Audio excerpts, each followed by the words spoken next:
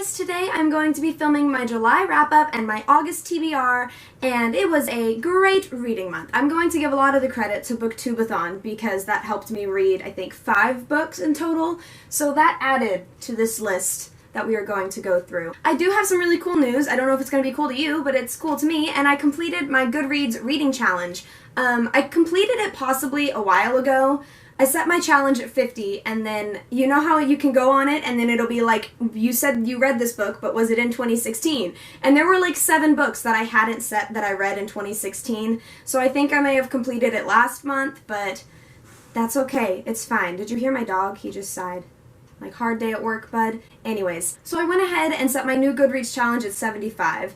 I set it at 50 at the beginning simply because I had never given myself a reading challenge on like, I'm gonna read this many books this year, and so I wasn't sure how many books I averagely read in a year, and so I set it at 50, and now it's at 75, and now I'm wondering if averagely is a word. I don't think it is. So the first book that I read is Queen of the Tearling by Erica Johansson. This book caught me off in the beginning, and I loved it. And then in the middle, I kind of got, not bored, I just wasn't as intrigued. It was definitely a slow burn kind of story, and I think my downfall with this book is that it's plot driven rather than character driven, and I really love connecting to the characters, and it's not that I just didn't in the same way as I do with other books. And so it was still very, very interesting. I'm actually really enjoying the like political side of the book. I'm losing my voice, please ignore it. I gave this book a 4 out of 5 stars. It took me a while to read this book because I think this is the book I was reading when there was a lot going on and I was just reading like 2 pages a day. But it's fine. I completed it and then we got on a big reading roll, so we're doing good. It's okay. I'm still in awe over this cover.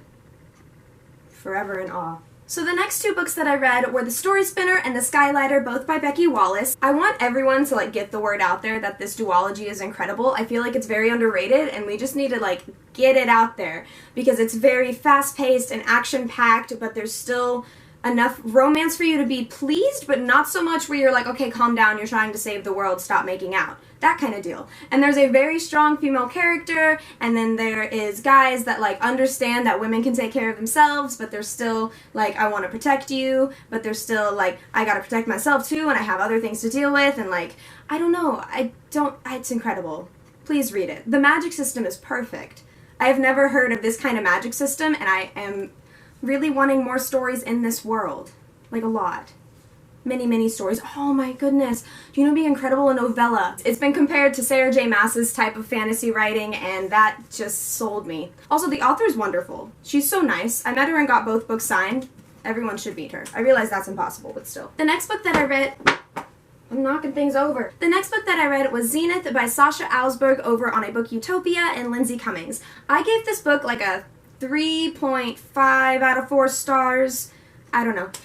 It was an ebook, which I wasn't very used to, but I was still wrapped up in the story even on ebook, which I consider an accomplishment in itself. There was a lot of information drop in this, but I think it was only because it's like the beginning of the story, and so they were just trying to get out descriptions of the world that we're going to be reading. Aside from that, I really enjoyed it. I loved that it was set in space, because the only one that I've read set in space is The Martian, and this is completely different than The Martian, like completely. But that's okay. It's still wonderful in its own way. Also, the cover's gorgeous. My mom just texted me that she couldn't be there at 1 and it's nearly 3 o'clock. Next, I read Blood Pact by Sharon Rose Mays. I gave this book a 3.75 out of 5 stars. I really enjoyed it. I don't know why I wasn't expecting to enjoy it. I think I just haven't read paranormal in so long that I was like, will you still enjoy paranormal, Lindsay? And the answer is yes. You will still enjoy paranormal, Lindsay. I need to stop referring to myself in 3rd person. This book is about a girl that is a vampire hunter, and I know that sounds like, oh, so cliche, but the book is not cliche. And the book is not cliche. What? And it was like sort of a cliffhanger, but sort of not a cliffhanger, but it's like this big thing happens, and then it was like, oh, no, whatever, no big deal. Like, I'll continue, I'll deal with it. And I need to pick up the next book because I don't understand how this was like no big deal when the thing that happened at the end was a very big deal. The next book that I read was An Ember in the Ashes by Sabbath Here, and I enjoyed this so much. I love it. I need the next one. It comes out August, slightly this month, slightly next month, depending on how you count time. But I really need it. Like a lot. Like A Torch Against the Night needs to be in my hands at this very moment, and it is not, and I am struggling. I loved this. I loved the characters. This book was a 5 out of 5 stars. I don't know if I already said that, but I'm going to say it again because it's 5 out of 5 stars. And I love it. I love it so much. The next book that I read is Percy Jackson and the Olympians, The Ultimate Guide. This was during Booktubeathon. It was a very short read, but I really enjoyed being back in this world, even though it wasn't technically like one of the books. It's still one of the books. I enjoyed like seeing the characters again and hearing about their little quirks and flaws and whatnot.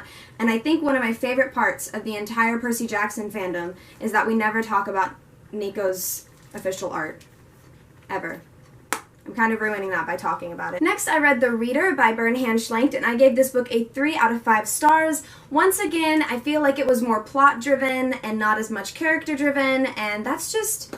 I can't do plot-driven. I don't know why. It's just a personal flaw of mine. This book is set a couple years after World War II. It is about a young boy who gets sick and a woman helps him home. And then after he gets better, he goes back to her house and they start a relationship of sorts. I really don't want to call it a relationship. But they meet and then one day she disappears, and years later while he's in law school, he finds out that she was involved in the Holocaust and she's involved in a big court case. And it's just kind of how their relationship goes from there and how it affects him and how it affected his entire life just from this one thing that happened when he was 15. Once again, not a small thing, but still something that happened when he was 15, and it kind of just affects him throughout the entire rest of his life, which I find really interesting, but just the concept itself makes me uncomfortable. Next, I read The Invasion of the Tearling by Erica Johansson, and I enjoyed this so much more than Queen of the Tearling. Don't get me wrong, I liked Queen of the Tearling, but I liked this one. Not quite love. I'm hoping the third book will be love. I did really enjoy Lily's parts more than I enjoyed Kelsey's. I enjoyed her storyline more. I felt more comfortable reading from her point of view, and I just felt more connected to her in every sense of the term. So yes, if you do not enjoy Queen of the Tearling and you've read that one, please do try this one. Please. Also the cliffhanger. Authors are just kicking butt with these cliffhangers. I still gave this book a 4 out of 5 stars, but I'm really thinking that the next one will be 5 stars because it's just one of those incredible series where it gets better as it goes, and I love those series. When you can go on Goodreads and see that the points slowly move up, it's great. And the last book I read this month was The Last Star by Rick Yancey, which I bought months ago, and I finally got around to reading. I give this book a 4 out of 5 stars. It felt odd. Definitely The Fifth Wave was my favorite, and then The Infinite Sea, and then this one, which is really interesting because usually it's the opposite. But I just felt like the characters were very different, and the world itself, like we were set in the same world, but it still did not feel coherent to the other two books. I still really enjoyed it. I think that the reason that this book just didn't like hit it home for me is because it's the ending of a trilogy, and endings of trilogies just always have a tough time. I don't know why. I have absolutely no clue as to how this happens, but with so many trilogies, like the ending just doesn't flow. It's weird. It's like the book should go on longer. But I also don't know how these books would go on longer, unless you were like 25 years later. So I read 10 books last month, and I am setting my sights really freaking high for next month. I am going to be reading the Winter's Trilogy. I am about 8 total pages into the Winter's Curse. 8 full pages. How impressive is that? So I have The Winter's Curse, Winter's Crime, and Winter's Kiss, and I am looking forward to getting into these books. Spot the difference. I'm so lit. So, next month I am going to be rereading the Throne of Glass series. Let's see if I can get this in a good position. So, Empire of Storms comes out September 6th, and I am beyond excited. I actually went back and I read my Throne of Glass, like, first review. I first read this in October of 2015, and I was like, unfortunately for me, BookTube hyped up this book for me, and look where we are now. I'm still going to stick with my fact that, like, Throne of Glass is nowhere as near as good as the rest of them, but that is completely okay, because the rest of the series gets so incredible, and I just, I debated for a long time on whether I should, like, there we go. I debated for a long time on whether or not I should just keep reading books that I haven't read, or reread all of these wonderful, beautiful books before Empire of Storms comes out, and I put up a poll on Goodreads, and, like, 30-something people said to reread it, so I'm gonna listen to Goodreads and I'm gonna reread it. Especially because I just miss these characters a lot, and I don't remember every single detail that happened in all of these books, so we're gonna go ahead and we're gonna reread it. Alright? Alright. If I do finish these books, I do have some backup books. I'm whipped. I'm whipped for Throne of Glass. If by some crazy miracle I finish reading the Winter's Trilogy and think I have some time to read some other books and still have time to read all of these before Empire of Storms comes out, I have The Hawkweed Prophecy by Irina Brignall. And this book is about a boy and then a girl, and the girl's a witch and the boy's a normal boy, and it's about how their lives cross and how their stories intertwine. And then, if by some other crazy miracle I finish all of those books and still have time to read these before Empire of Storms comes out, I want to read A Tale of Two Cities by Charles Dickens. I saw it at Barnes & Noble when I went with my friend on her birthday. Shout out to Emma, happy belated birthday. And I was in the mood for a classic. And I wasn't sure which classic I wanted to read, I just knew that I was in the mood for a classic. And then I remembered that Tessa Gray's and Will Herondale's favorite book is A Tale of Two Cities. And that's why I picked this one, which is majorly nerdy of me, but that's okay, because if you're a nerd, just accept the fact that you're a nerd and roll with it. So that's going to be all for my video today. I would love to know which books you guys completed this past month, or which ones you're really wanting to get around to in August. August is my mom's birthday month though, so it's probably going to be like a weekend where I don't read, which I didn't think about when I planned to read all these books.